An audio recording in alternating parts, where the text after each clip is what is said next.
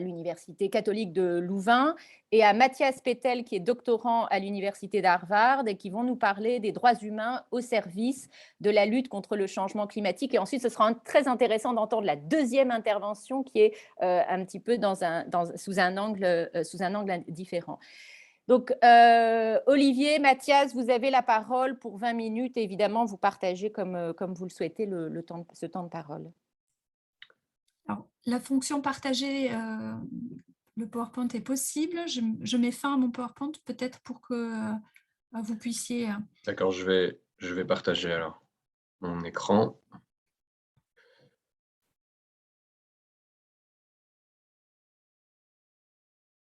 Parfait, on vous voit. Nickel.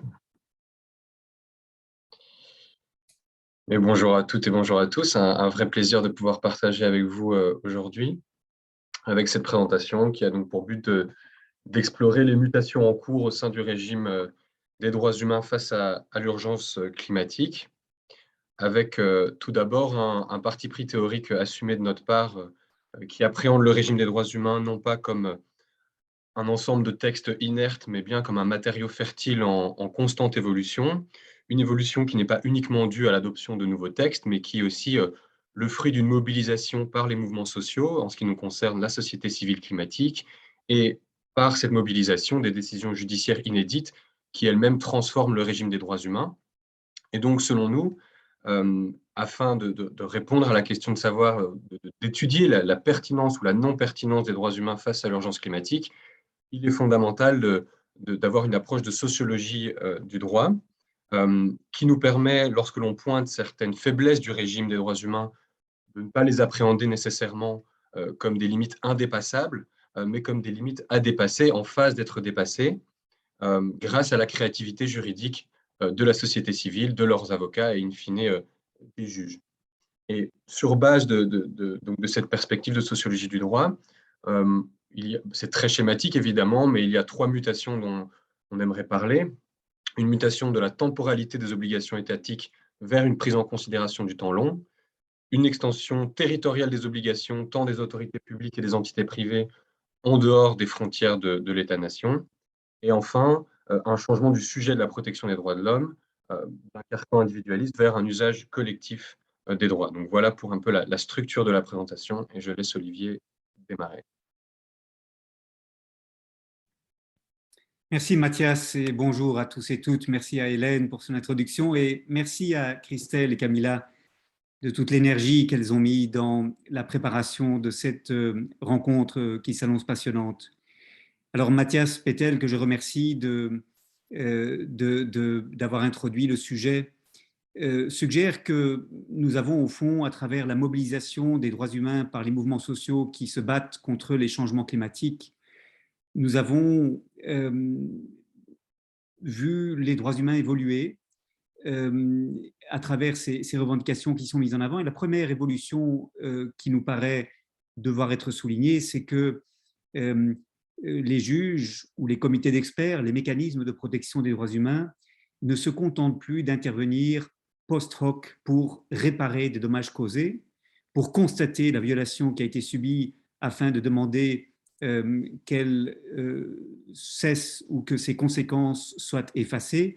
Les mécanismes de protection des droits humains interviennent ex ante afin de prévenir un préjudice qui sinon pourrait être irréparable et qui ne sera en réalité subi que par les générations futures ou en tout cas dans un moyen ou un long terme après l'adoption de la décision. Et donc, un premier exemple de cela, c'est évidemment le fameux arrêt rendu par la Cour suprême des Pays-Bas le 20 décembre 2019 qui se fonde sur les articles 2 et 8 de la Convention européenne des droits de l'homme, droit à la vie privée et familiale, pour obliger les Pays-Bas à en faire davantage en matière de lutte contre le changement climatique.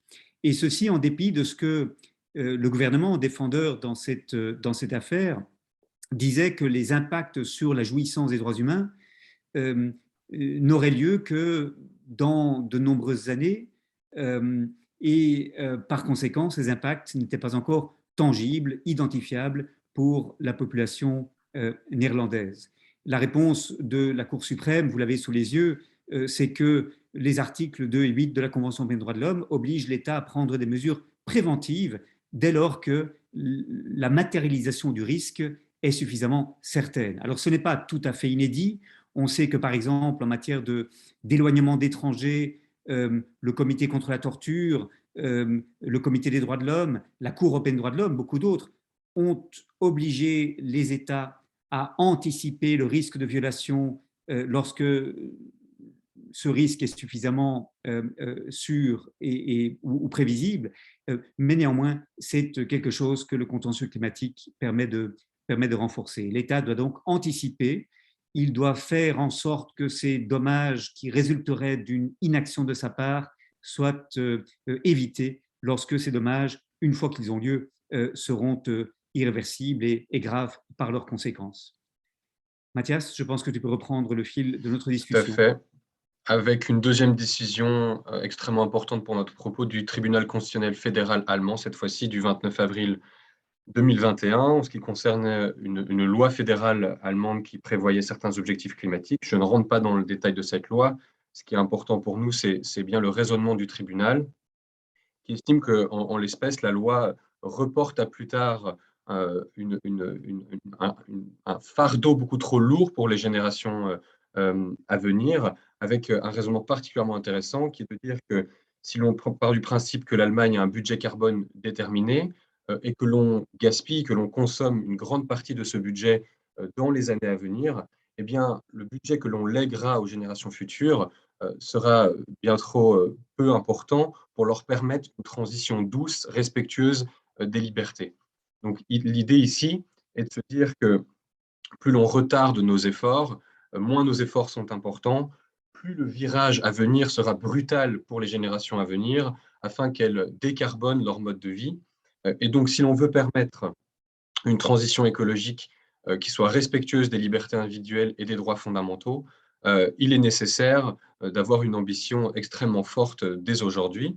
Et donc, il y a un impératif au nom de la solidarité intergénérationnelle à agir maintenant pour éviter, je cite là ici le tribunal, une abstinence radicale des générations futures. Et Olivier, je te repasse la parole. Alors, la deuxième évolution que les mouvements sociaux s'emparant des droits humains ont permis de confirmer, c'est une extension de la dimension territoriale des obligations des États en matière de droits de l'homme. Là encore, ce n'est pas tout à fait nouveau. Nous avons assisté depuis une dizaine d'années à la montée en puissance des obligations extraterritoriales en matière de droits de l'homme, et notre ami et collègue Olivier de Frouville a lui-même contribué au sein du Comité des droits de l'homme à cette évolution. J'en profite donc pour le saluer. Mais ici, dans les contentieux relatifs au climat, on a de manière encore plus explicite la reconnaissance qu'un État est responsable non seulement du respect, de la protection et de la réalisation des droits de l'homme pour la population qui se situe sous sa juridiction, sous son territoire, mais également pour toutes les personnes qui pourraient être affectées par son action ou son abstention.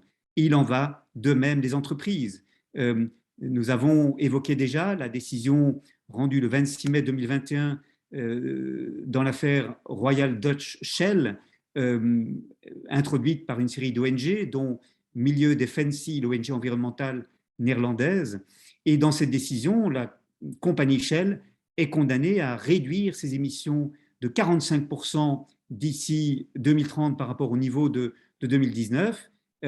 Et c'est une décision qui va loin parce que Shell n'est pas seulement responsable des émissions directes qui sont les siennes, mais également celles de toute la chaîne de valeur que Shell contrôle et des sociétés qui font partie de son groupe.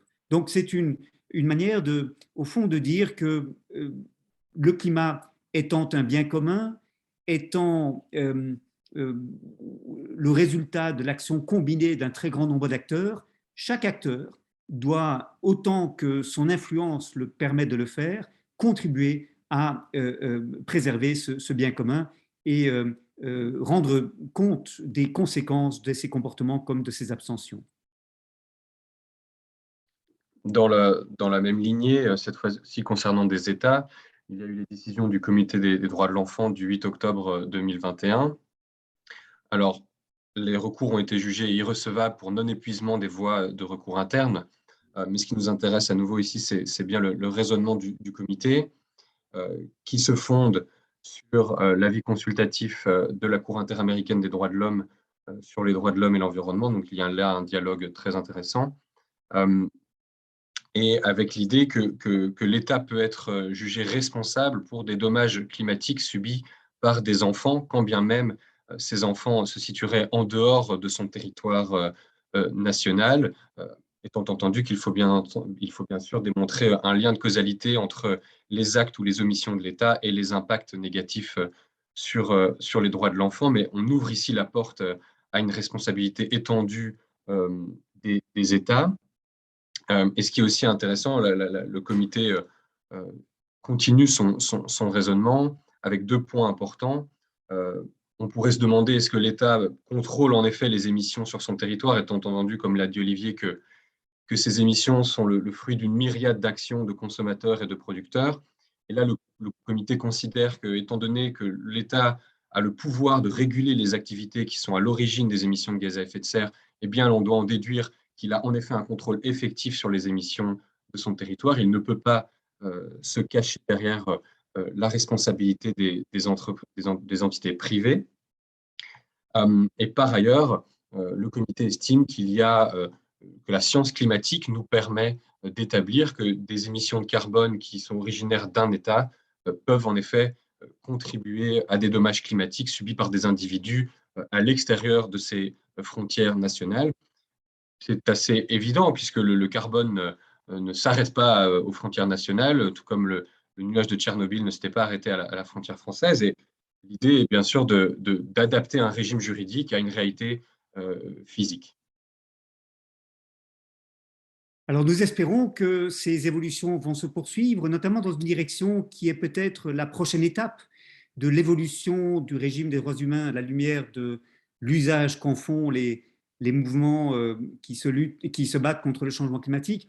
Et cette évolution, cette nouvelle frontière, elle se situe dans l'obligation que les États pourraient avoir d'entrer de bonne foi dans des négociations permettant de préserver ce qu'on appelle communément les biens publics globaux. On a une jurisprudence, certes relativement peu développée, mais elle existe néanmoins dans la jurisprudence internationale qui fait référence à l'obligation de négocier des traités. Alors évidemment, cette obligation de négocier ne signifie pas qu'il y a une obligation de conclure des traités ou d'accepter d'être lié par telle ou telle convention internationale. L'État demeure maître évidemment de l'étendue de ses engagements internationaux, mais la Cour internationale de justice, par exemple dans l'affaire qui a opposé la Bolivie au Chili, le Chili qui refusait de négocier l'accès à la mer pour le bénéfice de la Bolivie, la Cour internationale de justice n'a pas exclu que dans certains cas, les États puissent se voir imposer une obligation d'entrer dans des négociations internationales de bonne foi, de manière à poursuivre la conclusion d'un traité international. Et on a dans le droit international des droits de l'homme toute une série de dispositions qui font référence à l'obligation d'assistance et de coopération internationale. C'est le cas du pacte international relatif aux droits économiques, sociaux et culturels, c'est le cas de la Convention internationale sur les droits de l'enfant, c'est le cas de plusieurs traités en matière de droits de l'homme. Et ces traités pourraient être interprétés de manière à obliger les États, lorsque la sauvegarde du climat dépend de leur capacité à négocier des accords, obliger les États à mettre sur la table des négociations, des propositions raisonnables et à étudier, pourrait-on dire avec bienveillance, de bonne foi, les propositions ou les contre-propositions qui leur sont faites dans le cadre de négociations internationales. Et c'est, nous semble-t-il, peut-être la prochaine étape qu'il faudrait explorer dans un contexte où malheureusement, la sauvegarde du climat suppose une coopération internationale. C'est un bien public qui pose la question de l'action collective des États, de leur capacité à surmonter leurs divergences pour arriver à une démarche commune. Et enfin, troisième évolution en cours qui nous semblait intéressante, c'est l'usage collectif des droits. Alors, il y a eu de nombreuses critiques à travers l'histoire sur l'individualisme des droits humains, et on ne peut pas nier qu'il y a un lien historique entre la protection de l'individu et le régime des droits humains. Et il ne s'agit pas évidemment de mettre ça de côté, mais de le compléter par une dimension collective. J'ai noté ici deux auteurs, Marianne Glendon et Jamal Green, qui se font un peu les avocats de cette critique des droits humains, avec une idée similaire à chaque fois, à savoir que le référentiel des droits de l'homme engendrerait un appauvrissement du discours politique par la promotion des intérêts individuels. Il serait dès lors, si l'on utilise les droits humains pour formuler des demandes politiques, impossible de porter un projet réellement collectif qui transcende nos prérogatives individuelles pour permettre le bien commun. Je me permets de noter que ces deux auteurs sont américains et que donc peut-être que leurs critiques ne sont pas une critique du régime des droits humains en soi, mais des droits humains tels qu'ils sont mis en œuvre aux États-Unis dans une version très absolutiste. Mais néanmoins, on peut noter une critique similaire et qui concerne plus particulièrement l'enjeu climatique par Judith Rockfeld dans son ouvrage Justice pour le climat, qui souligne que l'appréhension du changement climatique par le langage des droits humains transforme un enjeu collectif en prérogative individuelle. Et je la cite ici, la collectivité devient une bande de moi. Alors, elle préfère du coup un référentiel qui envisage le climat comme un commun pour souligner la jouissance universelle d'une atmosphère partagée par tous, et dès lors peut-être insistant plus sur le devoir que nous avons de protéger cette atmosphère plutôt que sur nos droits. Et donc le risque qu'elle pointe, c'est donc de fragmenter, d'atomiser l'enjeu écologique avec un certain nombre d'individus qui viennent demander réparation sans permettre une réelle action collective qui est évidemment tout à fait nécessaire. Alors, bien sûr, des critiques théoriques très stimulantes, mais je ne pense pas qu'elles se retrouvent comme telles dans le contentieux climatique tel qu'il se déploie actuellement. On voit très bien que ce contentieux est stratégique, c'est-à-dire qu'il dépasse complètement l'intérêt des requérants qui ne sont pas ici dans une optique égoïste, qui ne viennent pas chercher une indemnisation d'un dommage particulier, mais qui souhaitent participer à la transformation écologique de la société et donc de permettre un changement de cap réellement des politiques donc, qui visent l'intérêt général et le bien commun. Et lorsque ce n'est pas l'entièreté de la population que l'on souhaite protéger, ce sont des groupes sociaux particulièrement vulnérables face aux effets du changement climatique, donc ce qu'on appelle les injustices climatiques. On pense bien sûr à la vulnérabilité liée au handicap. Il y a une affaire pendante devant la Cour européenne des droits de l'homme menée par un Autrichien. Cette personne autrichienne souffre dans sa chair, évidemment, mais il est bien entendu logique qu'elle représente aussi toute une partie de la population. Il y a l'affaire des femmes seniors en Suisse, aussi pendantes devant la Cour européenne des droits de l'homme, à l'intersection du genre et de l'âge. Et puis, bien sûr, il y a cette figure de la jeunesse en Colombie, aux États-Unis, au Pakistan, en Inde, qui est à la fois une catégorie vulnérable, tant l'on sait que les enfants sont eux-mêmes particulièrement vulnérables face au changement climatique, et qui aussi, la jeunesse est la représentante des générations futures, elle-même catégorie vulnérable. Donc, on arrive à cette conclusion très rapide, le temps nous manque, mais les activistes climatiques sont ce qu'on pourrait appeler, pour reprendre les termes de Christopher Thornhill, des citizens litigants, donc des citoyens requérants qui viennent représenter des groupes sociaux particulièrement vulnérables ou l'entièreté de la population. Et en fait, c'est une forme de participation politique qui s'étend à l'enceinte judiciaire plutôt qu'une vision individualiste. Merci. Alors, on a 1 minute pour conclure, pour dire simplement que de plus en plus, les organisations qui se battent pour le respect de l'environnement et contre le changement climatique, effectivement, prennent appui sur les droits humains comme ressource à la fois juridique et politique pour insister sur l'urgence de prendre des mesures contre le changement climatique et pour donner à leurs revendications un poids plus important. Et ce faisant, ces groupes transforment aussi le contenu des droits humains. Une première manière dont ils transforment le contenu des droits humains, c'est en permettant à ces droits de devenir plus concrets grâce à la référence aux engagements parfois extrêmement précis que les États prennent dans le cadre de la Convention cadre des Nations Unies sur le changement climatique. Mais ces engagements précis que les États ont pris ne sont pas du tout sujets à des sanctions, à un monitoring digne de ce nom, et donc demeurent très largement ineffectifs. Et si Mathias, tu peux passer à la slide qui suit, ça me permettra d'expliquer que les droits humains se combinent avec les obligations des États dans le cadre de la Convention cadre sur le changement climatique de trois manières. D'abord, on a des juridictions qui évaluent si les engagements que les États disent vouloir prendre dans le cadre de la Convention cadre sur les changements climatiques, les fameuses contributions prévues déterminées au niveau national, sont ou non satisfaisants au regard de l'objectif de ne pas permettre que la température moyenne à l'échelle de la planète monte au-delà des 1,5 degrés ou 2 degrés centigrades. C'est le premier usage qu'on a pu faire des droits humains. Deuxième usage, c'est d'évaluer les engagements que les États prennent au regard de l'obligation de non-rétrogression que contient l'article 3 de l'accord de Paris de décembre 2015, qui dit les efforts de toutes les parties représenteront une progression dans le temps et en principe tous les 5 ans, on vient de le voir avec la COP26, les États doivent prendre des engagements qui renforcent l'étendue de leur obligation de réduire les émissions.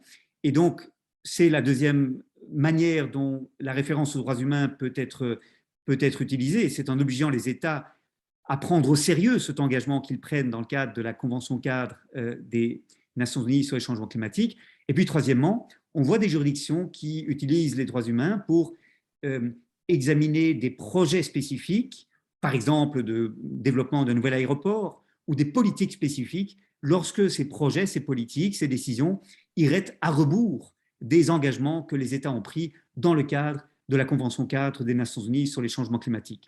Pour dire les choses autrement, la Convention cadre des Nations Unies sur les changements climatiques, elle contient parfois des engagements très précis, mais sans mécanisme de contrôle. Les traités relatifs aux droits de l'homme contiennent des engagements relativement vagues, pensez aux articles 2, 8 de la Convention européenne des droits de l'homme, mais avec des mécanismes de contrôle qui sont censés insuffler du sens dans ces engagements très vagues. Eh bien, au fond, c'est cette hybridation à laquelle on assiste dans ces contentieux climatiques. Et on peut passer à la dernière slide, Mathias. C'est à travers ce type de contentieux que le sens même des droits humains évolue.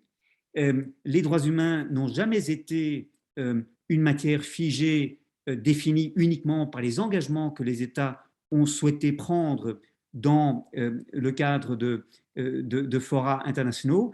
Traditionnellement, les droits humains ont toujours évolué sous pression de l'opinion publique et c'est ce qui fait un petit peu leur particularité et leur spécificité. Exactement comme la Via Campesina, le groupe transnational de paysans, utilise le droit à l'alimentation pour insuffler dans le droit à l'alimentation des significations nouvelles qui jusqu'alors pouvaient se trouver ignorées, par exemple en revendiquant que l'on protège les droits des paysans et des autres personnes travaillant dans les zones rurales. Donc, on a une utilisation des droits humains par les mouvements de lutte contre le changement climatique, on a une transformation des droits humains par ces mouvements, et c'est ce qui fait la vie des droits humains, et c'est ce qui explique leur potentiel pour l'avenir. Voilà, nous vous remercions de votre attention, et nous sommes très heureux d'engager la discussion avec notre excellent collègue Benoît Mayer. À toi, Hélène. Merci beaucoup. Vous avez vraiment parfaitement respecté le temps. Vous posez beaucoup de questions qui suscitent beaucoup d'interrogations. J'ai beaucoup aimé votre approche sociologique, évidemment, l'accent mis sur la créativité. Je ne partage pas tout à fait toutes les